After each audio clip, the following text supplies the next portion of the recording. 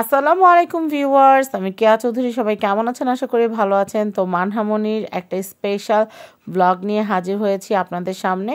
তো আজকের দিনটা কি দিন সেটা আমি আপনাদেরকে বলি। মানহার স্কুলের আজকে হচ্ছে ক্লাস পার্টি। তো মানহামনি আপনাদের ছোট্ট মানহা তিল তিল করে কিন্তু বড় হচ্ছে, আর সেই তিল তিল করে বড় হওয়ার প্রত্যেকটা মধুর স্মৃতি কিন্তু আমি স্মৃতির মণিকোঠায় ধরে রাখার চেষ্টা করছি। তো আজকে হচ্ছে মানহার ক্লাস 3 এর ক্লাস পার্টি। তো ক্লাস পার্টিতে কি হয়, নাচা গানা হয়, কেক কাটা হয়, আনন্দ করা হয়। তো মানহামনির বাবা কিন্তু ক্লাস পার্টির যে অ্যাটেন্ড করার যে টিকিটটা, সেই টিকিট নিয়ে আসছে। মানহামনির জন্য একটা নিয়ে আসছে, আর মানহামনির আম্মুর জন্য একটা নিয়ে আসছে, মানে আমার জন্য। তো গত বছর যখন ক্লাস পার্টিতে গিয়েছিলাম, সবাই কেক খেয়েছে যখন, আমি তখন কেক পাই নাই, কারণ এটা বাচ্চাদের জন্য বরাদ্দ। তো আমি মানহার বাবাকে দুষ্টামি করে বলছি যে মানহামনির সাথে গেলাম, কিন্তু আমার কেক তো পেলাম না। তো মানহামনির বাবা এর জন্য আমার জন্য একটা টোকেন নিয়ে আসছে, যেখানে আমি টোকেনে খাবার, একটা গেঞ্জি আর হচ্ছে কেক পেয়েছিলাম। তো ওখানে যাওয়ার পর আমরা গত বছর কিন্তু অনেক সকাল সকাল গিয়েছিলাম। তো এই বছর কিন্তু আর সকাল সকাল যাইনি, এই বছর গিয়েছি 11:30 বাজে। তো আমি নাস্তা খাওয়ার সময় পাই নাই। তো মানহামনি আর আমি যখন স্কুলে যাচ্ছিলাম তখন কিন্তু টুকটাক নাস্তা টাস্তা কিনে নিয়েছিলাম। তো মানহাকে বললাম যাও নাচানাচি করো। মানহা বললো যে না, ওখানে অনেক গরম লাগে, নাচানাচি করতে ভালো লাগে না। তো অনেক রিকোয়েস্ট করার পর কিন্তু মানহামনি উপরে উঠলো। আর আমি আপনাদেরকে কি বলবো, মানহামনির ক্লাসে যতগুলা বাচ্চা পড়ে মানহামনি সবচেয়ে উঁচা লম্বা। মানহামনির ক্লাসে যে ক্লাসমেটরা আছে ওরা সবাই বলতে থাকে যে আন্টি আপনি মানহামনিকে কি খাওয়ান, মানহামনি আমাদের চেয়ে এত বড় কেন? তো আমি হাসি আর বলি যে মানহামনি অনেক সবজি খায়, ফ্রুটস খায়, এর জন্য মানহামনি বড়। এর জন্য তুমিও বেশি করে সবজি খাবা, তাহলে তুমিও তাড়াতাড়ি বড় হইতে পারবা। তো যাই হোক, আমার অবস্থা এরকম ছিল। আমি যখন ছোট ছিলাম তখন, বা ছোট ক্লাসে পড়তাম, কেজি 1-এ পড়তাম, তখন দেখা যেত আমি ক্লাসে সবার চেয়ে বড়, আর সবগুলা পিচ্ছি পিচ্ছি। ওরা আমার দিকে তাকাইলে নিচে থেকে উপর দিকে তাকাইতো, আর আমি ওদের দিকে তাকাইলে উপর থেকে নিচের দিকে তাকাইতে হইতো, মানে গ্যালিভার আর লিলিপুটের মতো। তো বাচ্চারা নাচানাচি করতেছে দেখতেছেন, আর আমার মেয়ে পাশে বান্ধবীদের সাথে আলোচনা করতেছে। আমার মেয়ে আশা করে অনেকগুলা মানে মার্কার পেন নিয়ে গেছে যে গেঞ্জিতে লিখবে। তো মানহার বাবা যেহেতু আমার জন্য গেঞ্জি নিয়ে আসছে, সে আমারে বলতেছিল যে তুমিও গেঞ্জি পরে যাও। তো আমি বলছি যে আমি এরকম মোটাখাটো একটা মানুষ, যদি এরকম বাচ্চাদের মতো গেঞ্জি পরে যাই, সবাই বলবে হাতির বাচ্চা আসছে। তো এই জন্য আমি আর কোনো রিস্ক নাই। গেঞ্জি আনছে ভালো কথা, সেটা আমার কাছে থাকলো। তো মানহাকে অনেক করে বলার পরে মানহা যখন ওখানে উঠছে, খুব আনন্দ করতেছে অন্যান্য বাচ্চাদের নাচানাচি দেখে। দেখেন লম্বা বিধায় একদম সবার পিছনে দাঁড়ায় হাতে তালি দিতেছে। তো অন্য বাচ্চারা যখন নাচতেছে তখন সেও একটু হাতে তালি দিয়ে একটু নাচের মতো ভাব করতেছে। আসলে আমার মেয়ে আর আমরা বাসায় দুজনে নাচানাচি, মানে নাচন কুদন যেটাকে বলে, নাচানাচি লাফালাফি করলেও আমরা কোনো জায়গায় গেলে একদম ভদ্র শিষ্ট লেজ বিশিষ্ট হয়ে থাকার চেষ্টা করি। কারণ আমাদের দৌড় ওই বাসা পর্যন্তই। বাসার বাইরে গেলে আমরা কিচ্ছু পারি না, আমাদের লজ্জা লাগে। তো যাই হোক, মানহাকে অনেক করে বলতেছিলাম একটু নাচো, বলে যে না। এই দেখেন মানহার ক্লাসে একটা বাচ্চা পড়ে কি সুন্দর করে নাচতেছে, কিন্তু সে সব কিছু করতে পারবে, কিন্তু সে নাচতে পারবে না। মানহা বলতেছে আমি তো ভাবছিলাম যে অনুষ্ঠানের দিন আমাকে হয়তো কবিতা বলতে বলবে, সে কবিতা প্রিপেয়ার করে গেছে, কিন্তু নাচানাচি যে হবে, মানে নাচের ফাঁকে যে কবিতা টবিতা হবে না, সেটা সে বুঝে নাই। তো একটা পর্যায়ে আমাদের যে প্রিন্সিপাল স্যার আছেন, তিনি সবাইকে বললেন যে বাচ্চারা সব নেমে যাও, এখন হচ্ছে গার্ডিয়ানদের পালা। তো এতক্ষণ তো আমি মানহারে ফোর্স করছি যে মানহা তুমি উঠো, নাচানাচি করো। তো এখন মানহা বলতেছে এখন তোমার টান, যাও তুমি যা নাচানাচি করো। এখন আমার মেয়ে যখন আমার এই কথা বলছে, তখন তো আমি পুরো আকাশতে ধাম করে পড়ছি যে আমি এইরকম মোটাখাটো শরীর নিয়ে যদি উপরে যা নাচানাচি করি, আর যদি কারো উপরে পড়ি, একদম নির্ঘাত যার উপরে পড়বো সে মার্ডার হয়ে যাবে। আর আমি যদি ওখানে যা নাচানাচি করি, পরের দিন ইউটিউবে ছড়া যাবে কেয়া চৌধুরী মানে স্টেজ ভেঙে ফেলাইছে নাচতে নাচতে। এর জন্য আমি কোনো রিস্ক নিলাম না। কিন্তু আমার মেয়ে আমাকে এত প্যারা দিতেছিল যে তুমি যাও, আমি একটু তোমার ভিডিও করি, তুমি তো এতক্ষণ আমার বললা যে আমি নাকি নাচতে পারি না, যাও তুমি যা একটু নাচানাচি করো। তারপর এমন সময় একটা গান বাজাইলো। গানটা কি জানেন? তুমি কোন শহরের মাইয়া গো লাগে উড়াধুরা। তো উড়াধুরা গান শুনে আমি খুশি ঠেলা আবেগে সিঁড়ি দিয়ে একটুখানি উপরে গেছিলাম।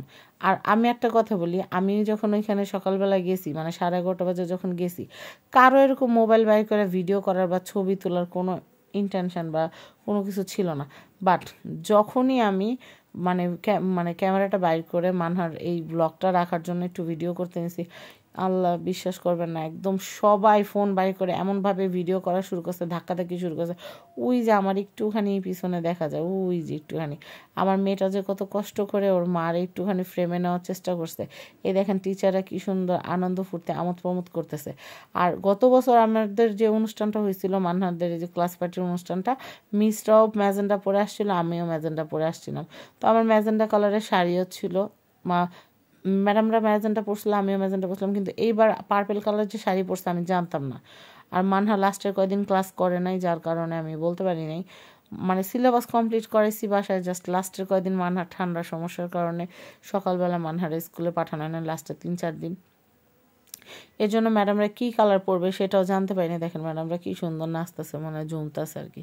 তো যাই হোক, ম্যাডামদের নাচ দেখলে তো আমার পেট ভরবে না। তারপর আমার অনেক খিদা লাগছিল, আমি যেহেতু সকালে নাস্তা করি নাই।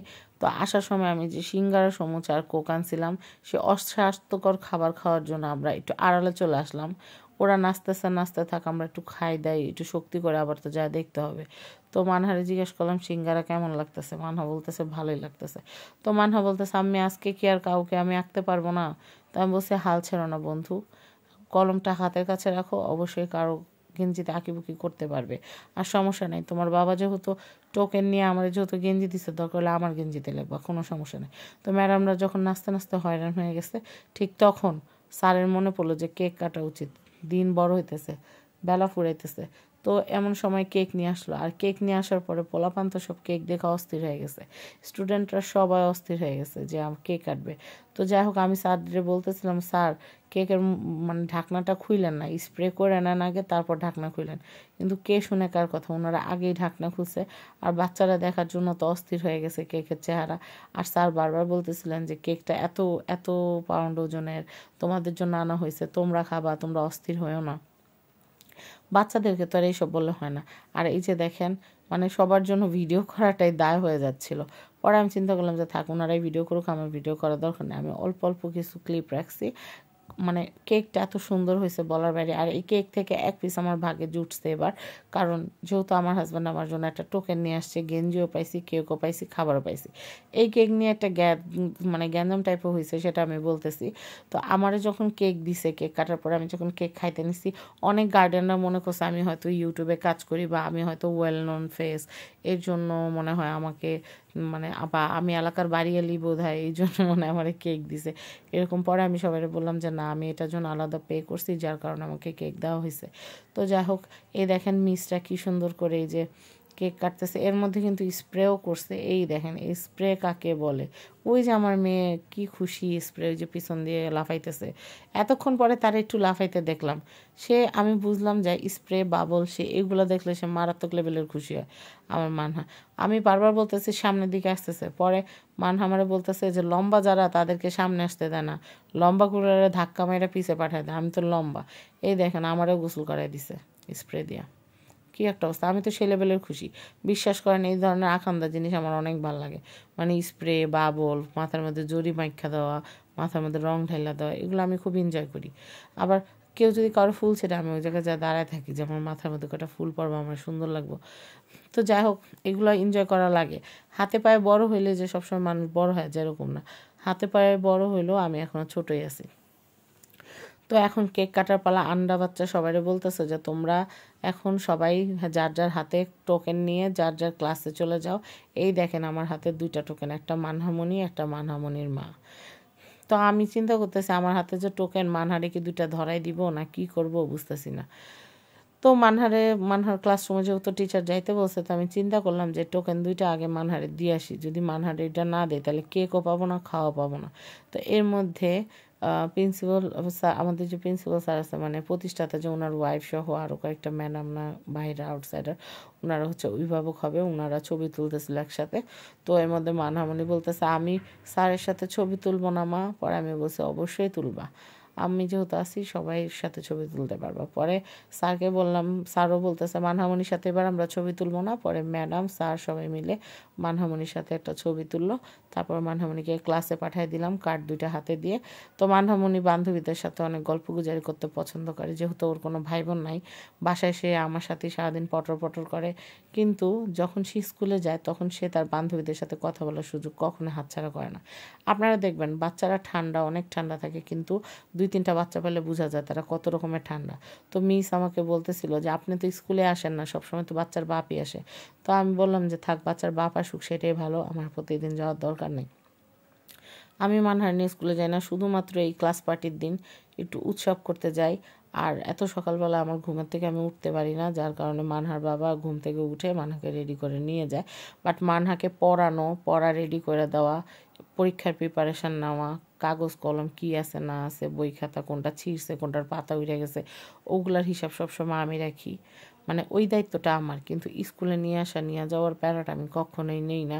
মানহা যখন রায়হানা পড়তো তখনও এই প্যারা আমি নেই নাই, কারণ আমার কাছে এই যে যাওয়া আসা এগুলো অনেক গ্যাদারিং মনে হয়। কারণ একবার সকালে যা দিয়ে আসতে হয়, আবার যা নিয়ে আসতে হয়, এটা একটা অনেক বড় গ্যাদারিং। আর এত লং টাইমে আমার ওখানে বসে থাকার সময় নাই, কারণ ওই টাইমে আমি আরও আদার্স অনেক কাজ করতে পারবো। কেক কাটার সময় একটা মজা হইতেছিল, অনেক অভিভাবক এসে বলতেছিল আমার 5টা বাচ্চা আপনার স্কুলে পড়ে, আমার এক পিস কেক দেন। তারপর আরেকজন এসে বলতেছে যে বড়জনরা তো ভর্তি হয়েছে, ছোটোজন তো এক পিস কেক পায়, দেন না। আবার অনেক টিচাররা বলতেছে কি খালি কি কেক দেখবো, আম করে কেক দিবেন না। তো আমি এগুলো দাঁড়ায় দাঁড়ায় এনজয় করতেছিলাম। আসলে পার্টিতে এরকমই হয়। আর এগুলি তো বাচ্চাদের জন্য হিসাব করে আনা হয়েছে, এখান থেকে দেখা যায় কমে গেলে পরে বাচ্চারা হয়তো অনেকে পাবে অনেকে পাবে না।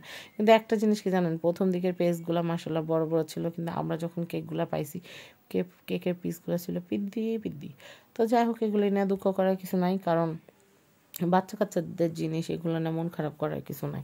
তো এরপরে যেটা করলাম, এই যে দেখেন মানহামনির ক্লাসের বান্ধবীরা কিন্তু মানহামনিদের ক্লাসে বেঞ্চগুলো সাইড করে সুন্দর করে যেভাবে সাজানো ছিল ওভাবে মানহামনি সব বসে আছে।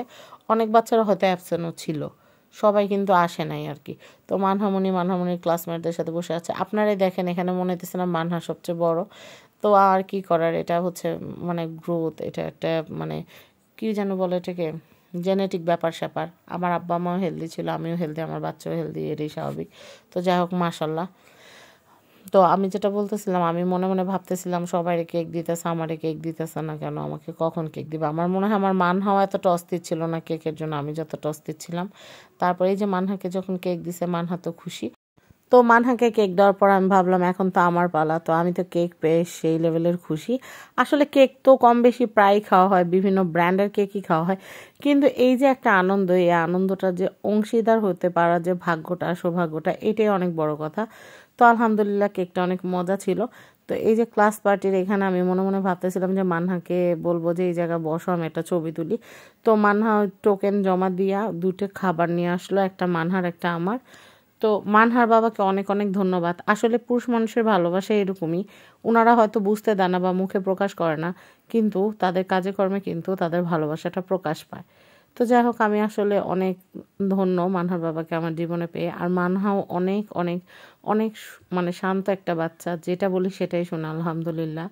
আর ঘরের মধ্যে কোনো চিলাচিলি কান্নাকাটি বা জিনিসপত্র নষ্ট করা এগুলো কখনোই করে না, পড়ালেখাও মনোযোগ দিয়ে করে। মানে আমি যেভাবে বলি, আমি যেভাবে গাইড করি সেভাবেই চলে। তো খুব শান্ত একটা বাচ্চা, আপনারা মানহার জন্য অবশ্যই দোয়া করবেন। মানহাকে দেখতে যেমন ঠান্ডা, মানহা সত্যি প্রত্যেকটা কাজে কর্মে। আমি যখন ঘরে কাজ করি তখন মানহা হাতে হাতে আমাকে অনেক হেল্প করে। ও বুঝতে পারে যে মা ঘরে বাইরে কাজ করে অনেক কষ্ট হয়, তখন ও যতটুকু পারে ওর সামর্থ্য অনুযায়ী আমাকে চেষ্টা করে। তো এই যে খাবার নিয়ে আসছি, যে এই যে 2টা খাবার 2টা এনাফ ছিল, মানে খাবার 2টা খুবই মজা ছিল। পোলাও ছিল, রোস্ট ছিল, সালাদ ছিল, আর সাথে কোল্ড ড্রিঙ্কসও ছিল। এই 2 প্যাকেট খাবার আমাদের 3 জনের অনায়াসে হয়ে গেছে। আর খাবারটা খুবই খুবই ইয়াম্মি ছিল। তো আমাদের ক্লাস পার্টির এই ভিডিওটা আপনাদের কেমন লেগেছে সেটা কিন্তু জানাবেন। ওই দিন দুপুরে আর আমি কোনো রান্না করি নাই, এই খাবারটা দিয়ে কিন্তু আমরা 3 জনে ভরপেট খাবার খেতে পেরেছিলাম। তো আপনাদের কেমন লেগেছে ভিডিওটা কমেন্টে জানাবেন। সবাই ভালো থাকবেন, মানহার জন্য দোয়া করবেন। আসসালামু আলাইকুম।